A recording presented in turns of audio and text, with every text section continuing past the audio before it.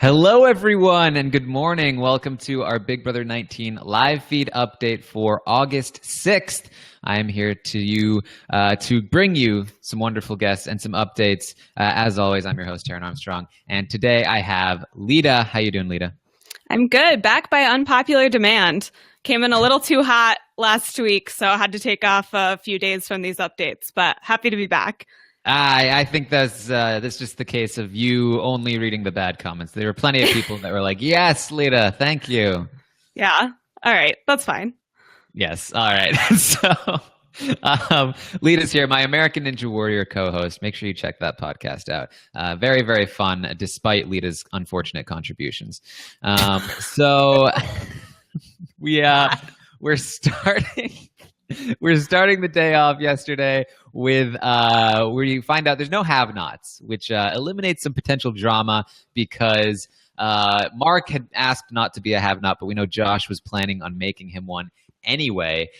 So that's unfortunate that we didn't get to see that play out. I think Mark would have been kind of upset, but, you know, happens. Well, there's not no have-nots, just no assigned have-nots. Elena, unfortunately, or fortunately, depending on your feelings about Elena, chose the wrong little box to try and be not a have-not last week. So she is remaining a have-not from the previous week. So she's the only have-not. And of course, Mark was like, "Oh, I'll sleep in there with you. That'll be fun, right?" She's like, "I don't know. That doesn't seem like the best idea." Mark is just like every dude bro that has no concept of boundaries that I have ever met in my life. Do you have a lot of Marks in your life? I feel like I have encountered a lot of Marks in my life. Okay. Good to know. If you're a Mark, don't bother. Yes. So first we had Josh and Christmas. They talked about Christmas's temptation because Paul had talked to Christmas about it yesterday or the day before at least, and they were essentially saying, you know what, we're trying to get Elena out right now. There's no point in using the temptation to prevent Cody from playing in the veto if the goal is to get out Elena anyway. So why waste it? Why not just save it? What do you think, Lita? Yeah, well, this is the thing that really evidences that Christmas is much more Paul's, puppet, whatever, than Josh's, because Christmas is the one who ends up doing this and going through with this, even though it makes no sense for her game. And Josh is the one pushing for her to not need to use it because Elena's the target, which is not what Paul wants. So I think that this was a good moment to see like who's really, really with Paul and who's just going with Paul for now because it's good for their game.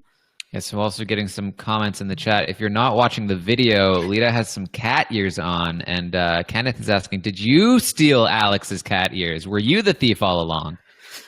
Listen, I can neither confirm or deny. I'm just saying it could have been Raven. It could have been anyone.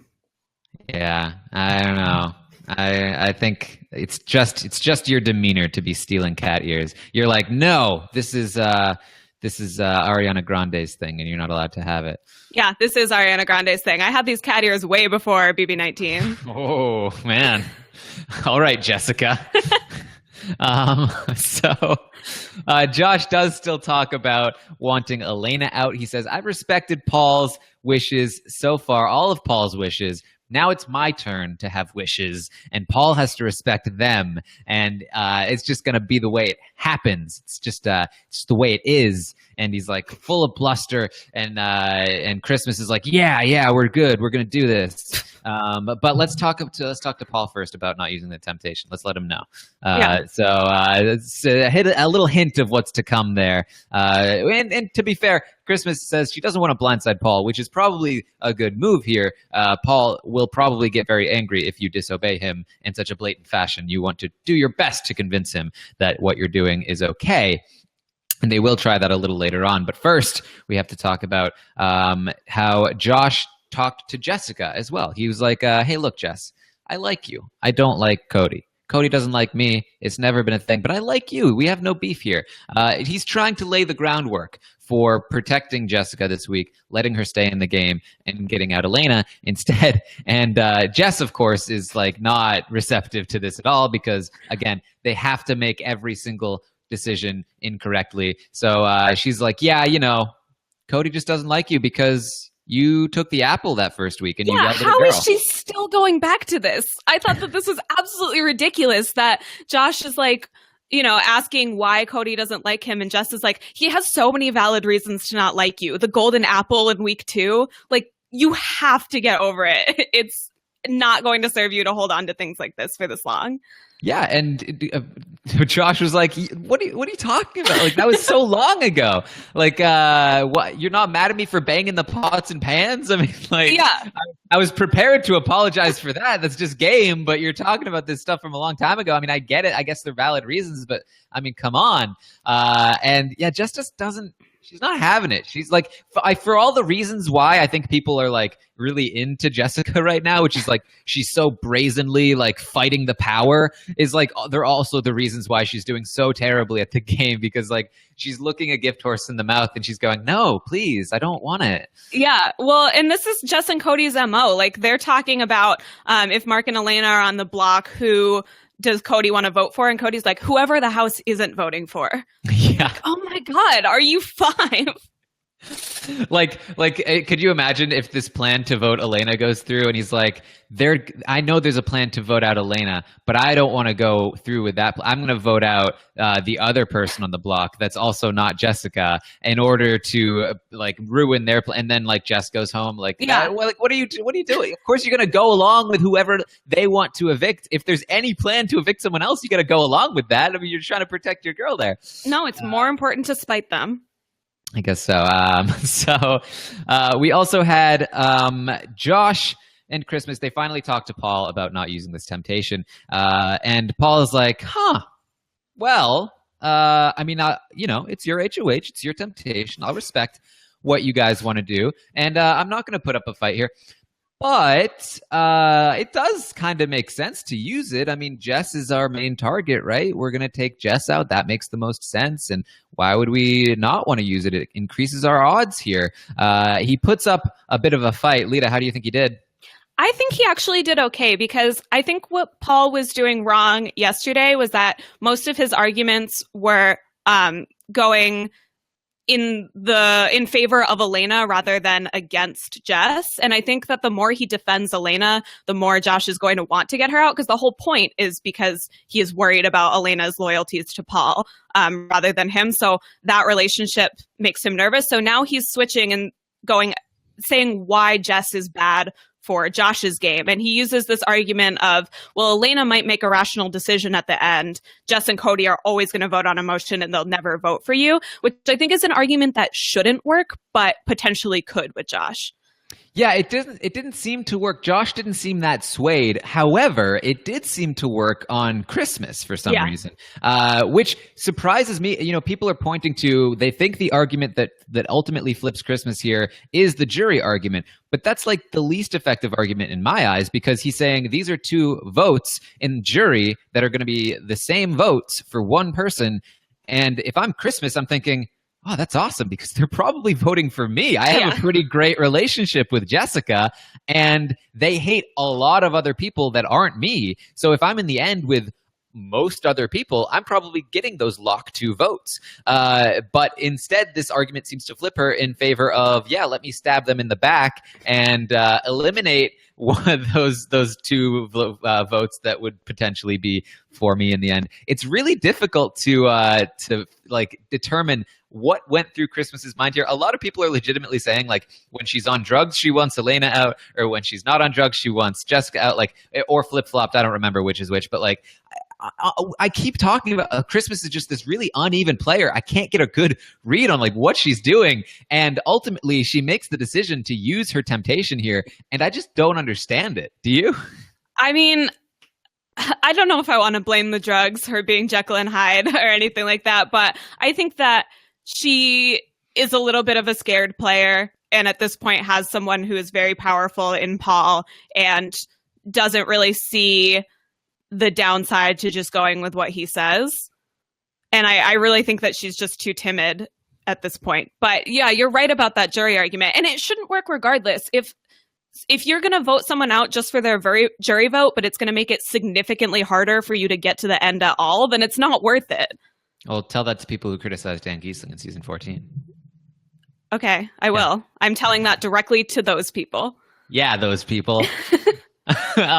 Phyllis in the chat says, worried about crossing Paul, maybe. That has to be part of it as well, I think. The fact that Paul was putting up a bit of a fight here, she's probably like, oh, I don't want to piss Paul off, so maybe I do need to go ahead and use this. What she said before the ceremony was, hey, Josh, I'll plan on not using it, but if you give me a signal like you want me to use it, then I'll use it. So theoretically, we don't know what happened during this. Maybe she thought she got to say, oh, who knows? I don't know. Who knows what happens? But I don't think Josh was particularly pleased with this outcome because Josh continues to want Elena out, and it seems as though increasingly so this is not going to happen.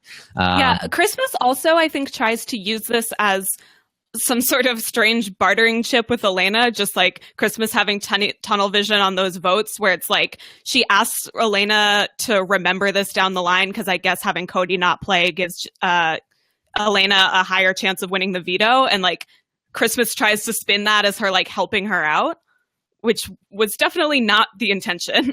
Yes. So, and another thing that happens before the picks for the veto ceremony or the veto competition was that Jason again continues to work on this relationship with Mark that I don't think anybody really sees. And again, I'm really liking what Jason is doing here. He lets Mark know, look, if you don't win this veto, if Jess wins this veto and pulls herself off, and it's just you and Elena, it's not going to be you. That's all I'm saying. I hope you win the veto, but it's not going to be you anyway. Jason's still working on that relationship. I really think that's going to pay off for him down the line, especially because Mark ends up winning that veto later on in the day. Yes, but before we get there, Cody does get picked to play in the competition. I believe they picked his name out of the little thing, and Christmas stands up and says, "No, ring of replacement. You're out. You're not playing in this veto. Christmas is playing in this veto, but not actually because she couldn't actually compete. But you get what we're saying." Feeds come back and Cody's in tears. Oh, boo-hoo. Yes. I believe somebody posted on Reddit the interview with Jeff where Jeff said, you're going to get into a showmance and you're going to cry. And he was like, no, and absolutely not. And he's like, oh, you're totally going to cry. And he's like, never. Wow. So careful what you say to Big Jeff. Yeah, sorry, Cody. And I think for very reasonable reasons here, right? Like he really wanted to compete and protect his girlfriend here, and he was upset that he wasn't able to. I'm not one of the I root for the underdogs, but you can kind of feel where Cody's coming from here, getting upset. But it is fun to poke fun at the fact that he said he would never cry.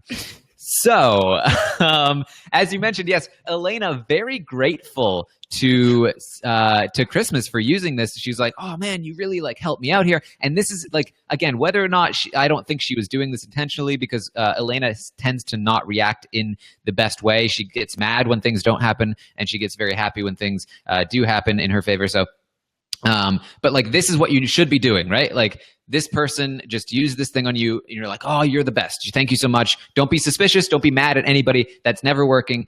Just always be like, yes, thank you so much. This was very helpful. And Christmas is like, oh yeah, I'm feeling good about Elena now because she feels indebted to me. And now I'm gonna you're gonna pay this back to me someday, right? And she's like, absolutely. Gives Christmas more incentive to keep Elena around, right? Yeah, I guess so. But I don't think that was her intention at all. I think this is just a total overreaction to something that had nothing to do with her. Yes. So we also had Kevin, who then immediately kind of swoops in and goes to Jessica, I believe while Cody is in the diary room, and says, hey, guess what? All right, here's what's going to happen. When you're gone, I'll look after Cody for you. It'll be great. We'll team up. We'll make it to top 8, top 7. He'll look out for us. We'll look out for him. It'll be awesome. He tries to propose this deal that we talked about the other day. He really wants to work with Cody. He really wants to make this happen. And I don't think it's going to happen. Do you? No, what was your first clue? They seemed so receptive to this. Yes. Jess eventually brings this offer to Cody, who's just like, no. You know what? I want to take out whoever I want to take out. Who are they trying to ask me to protect anyway? Paul? Pfft, yeah, right. He legitimately says, and again, this is kind of like, if you're Cody, you should at least pretend to accept the offer. Yeah. But like, Cody's like, you know what? I'd rather just essentially just like go kamikaze, take out as many people as I can, and then leave the game. And I want to be able to take out whoever I want instead of taking out who they want. So Cody really feels like he has no chance to win this game. Yeah, he's just like, why bother making a deal? I'm always going to be a target. It doesn't matter what I do or who I work with. Womp, womp, womp. Yes. So they also strategize upstairs in the HOH room about how they're going to team up essentially in this veto competition to make sure Jessica doesn't win. That comes into play when they play the veto. They do kind of work as a team, although it wasn't super helpful from what we heard. Christmas then Christmas talks with Jessica. And she tries to apologize. She's saying, like, look, this wasn't anything personal. It's a game move to remove Cody from the picks and whatnot.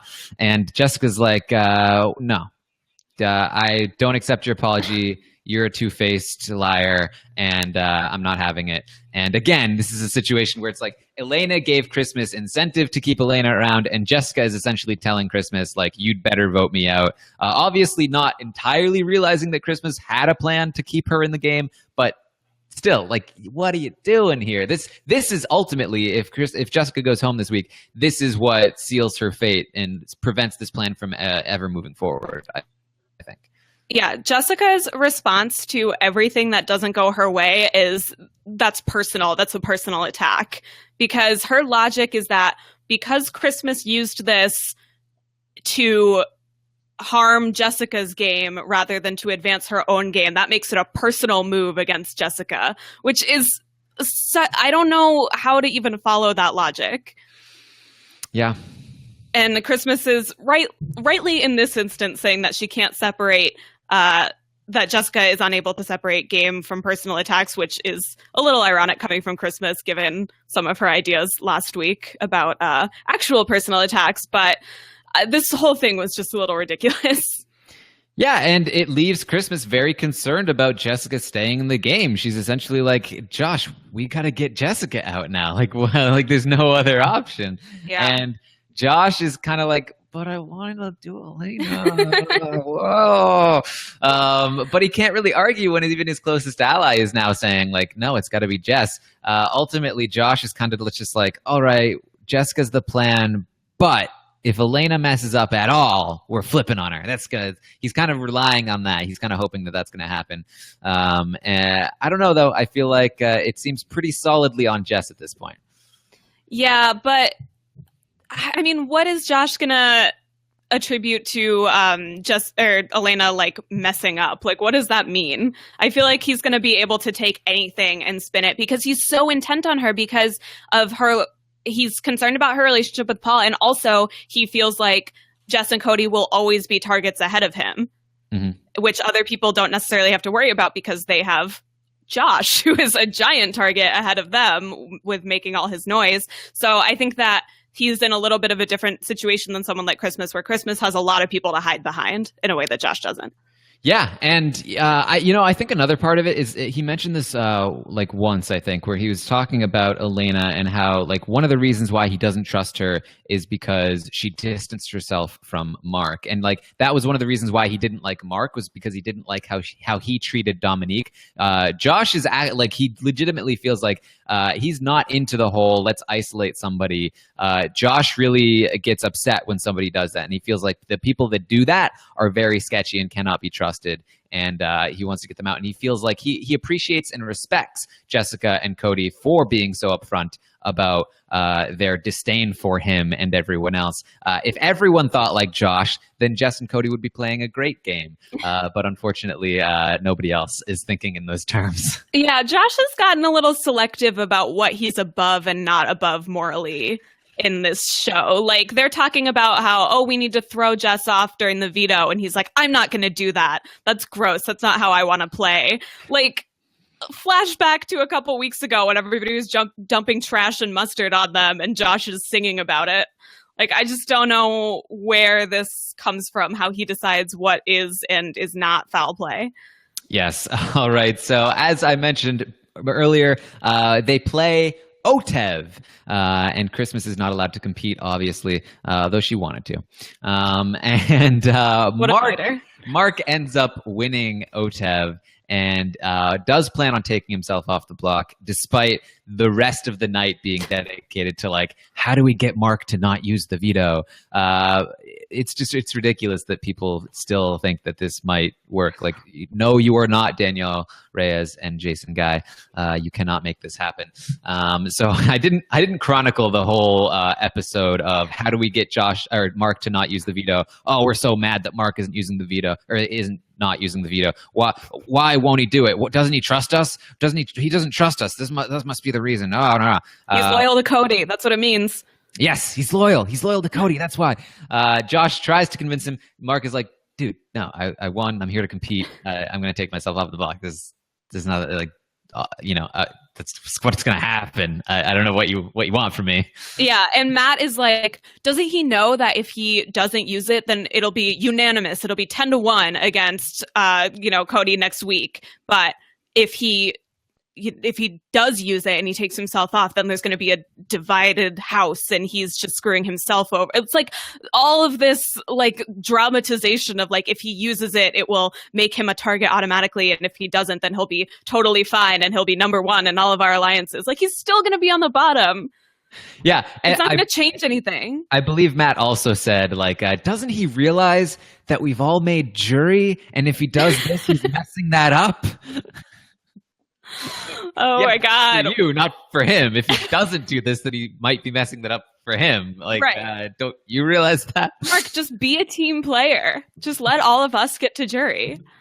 Man, why won't you do this? God. So Christmas, again, like, what are you doing, Christmas? She volunteers to be a pawn in Mark's place here. And Josh is like, don't do that. Don't say that. People are going to hear you. What are you doing?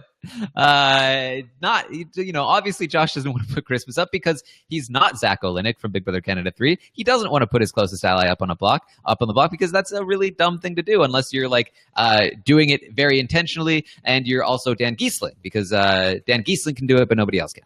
Plus, other people are volunteering to be on the block, like, actively. Yes. So it's not like she has to do this. They talk to Raven and Matt. Josh wants to put Raven up as the pawn, and Matt and Raven volunteer.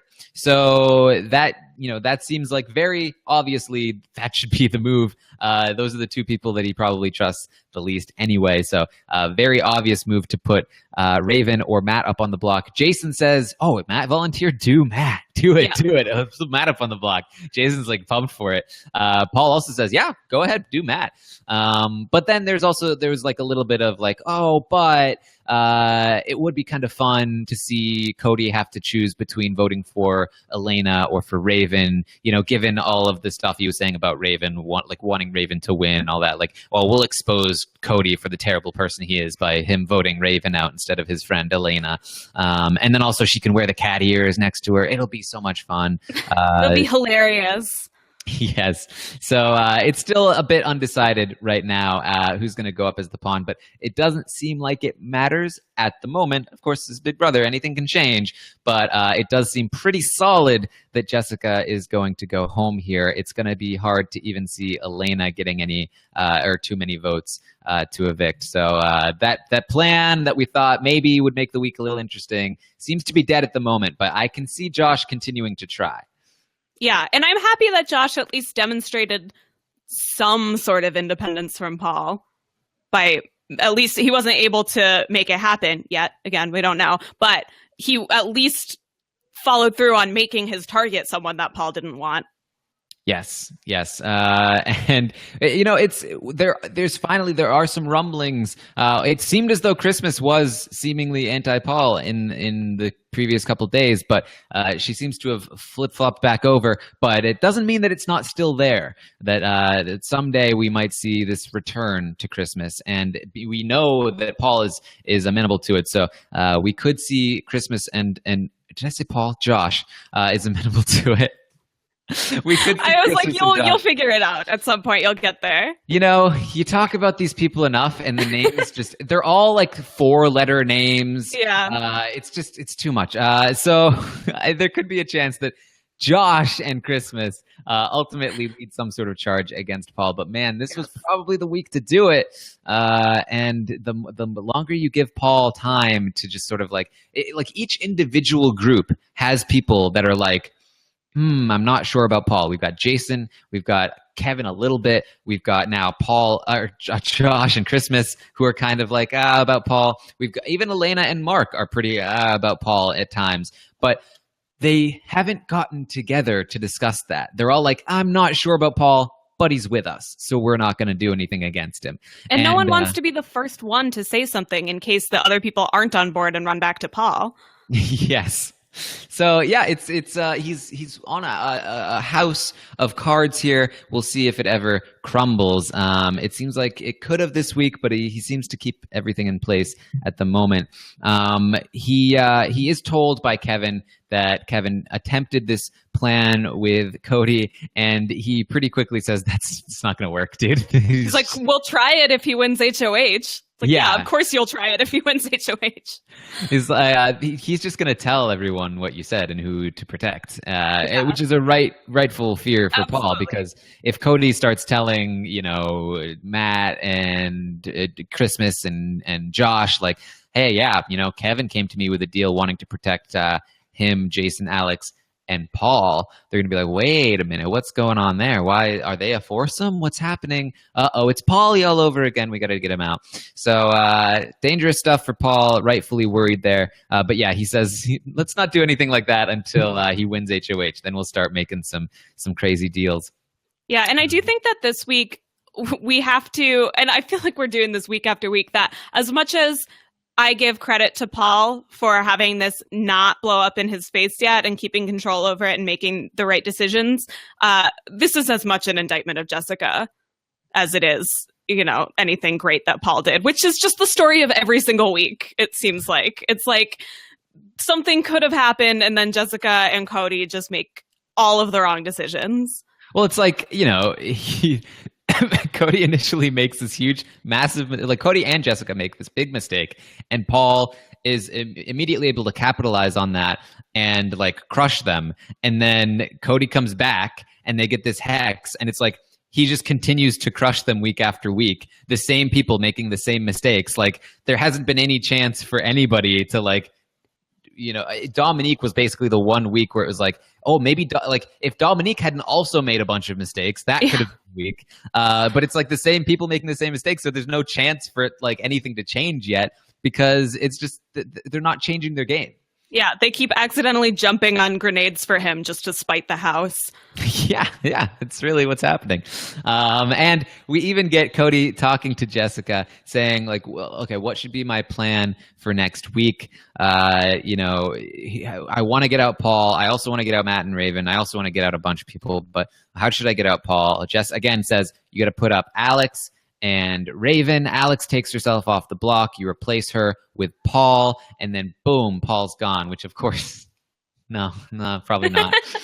But, they're trying. If they're lucky and Raven somehow gets taken off the block and Paul's up next to Alex, then maybe they've got a shot there.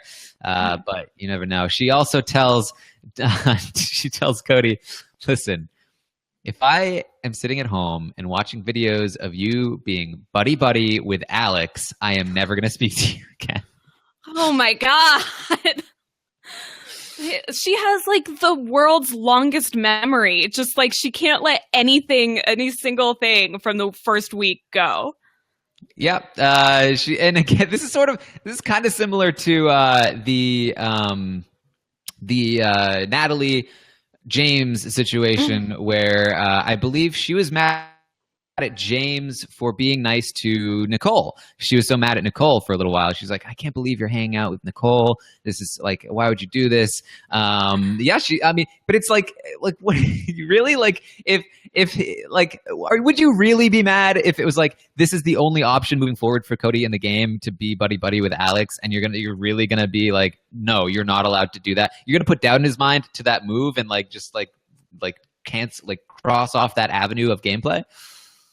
Yeah, she's not interested in Cody winning this game if she's not here. She's interested in Cody being her boyfriend. Yeah. I mean, they really both are convinced that they have no shot of winning. Like their goal in the game is to do as much damage as possible before being evicted.